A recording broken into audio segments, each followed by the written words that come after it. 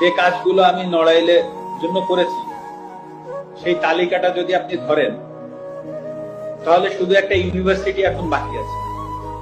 একটা সি ক্যাটাগরির জেলায় কি কি প্রয়োজন, একটা ইউনিভার্সিটি বাকি আছে। আমার বাবাকেও বলে দিয়েছি যে এটার কোনো বিচার বর্তমান সরকার বা যারাই আসুক বা যারাই থাকুক বা আসুক, হ্যাঁ, তাদের কাছে আমি এটা নিয়ে কোনো বিচার চাই। কারণ এটা আমার কাছে মনে হয়েছে যে আসলে এই বাড়িটা তো আসলে যশোর থেকে এসে বা খুলনা থেকে এসে বা ঢাকা থেকে যে কেউ ভাঙে। হ্যাঁ, নড়াইলের মানুষ কোনো না কোনো জায়গা থেকে উঠে এসে ভাঙছে।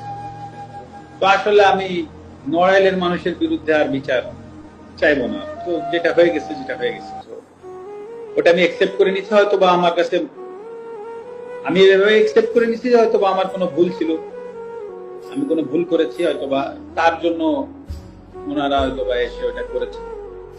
তো আমার মনে যদি বিন্দুমাত্র কষ্ট এখন আর নাই, আমি মানে কষ্ট নাই এই কথাটা ভুল, মানে কারো প্রতি রাগ ক্ষোভ এগুলো কিছুই নাই। তো আমিও আশা করব নড়াইলবাসীর প্রতি যে